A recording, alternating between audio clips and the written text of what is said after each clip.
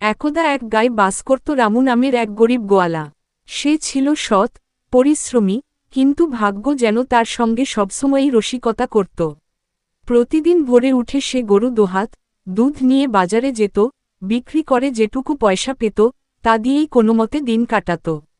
একদিন বাজার থেকে ফেরার পথে সে রাস্তার পাশে একটি আহত হাঁস দেখতে পেল। হাঁসটির ডানায় আঘাত লেগেছে, ওড়ার ক্ষমতা নেই। রামুর মন কেঁদে উঠল।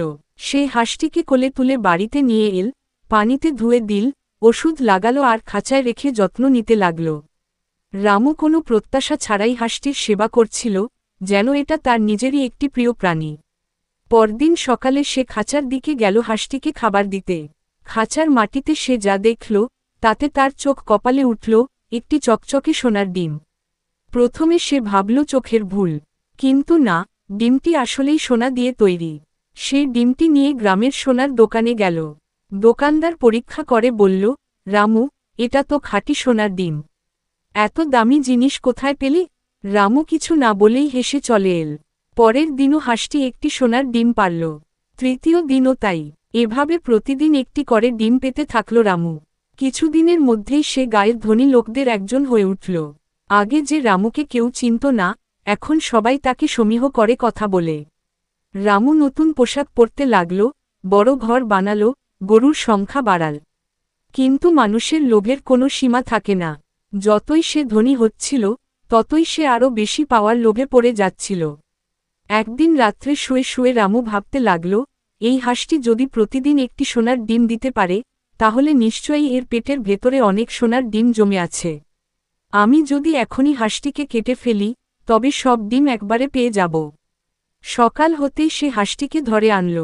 হাঁসটি তার দিকে নিরীহ চোখে তাকিয়েছিল, যেন কিছু বুঝতে পারছে। কিন্তু রামুর চোখে তখন শুধুই সোনার ঝলকানি।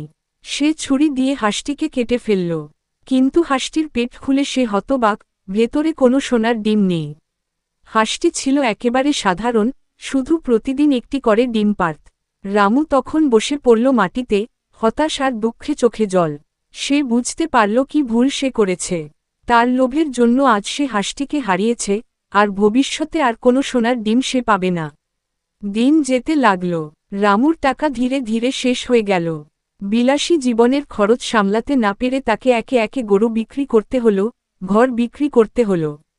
আবার সে আগের মতোই গরিব হয়ে পড়ল, এমনকি আগের চেয়েও খারাপ অবস্থায়। গ্রামের লোকেরা তাকে দেখে হাসাহাসি করত, আর বলত, যার লোভ বেশি, তার হাত ফাঁকা থাকে। একদিন এক বৃদ্ধ গ্রামবাসী রামুকে বলল, রামু, তুমি সোনার ডিম পাওয়ার জন্য হাঁসটিকে মেরে ফেলেছ। তুমি যদি ধৈর্য ধরতে, তাহলে প্রতিদিন একটি করে ডিম পেতে থাকতে।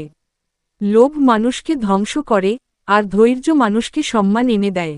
রামু চোখের জল মুছতে মুছতে বলল, আমি বুঝেছি কাকা, আমি চিরকাল এই ভুলের জন্য অনুশোচনা করব।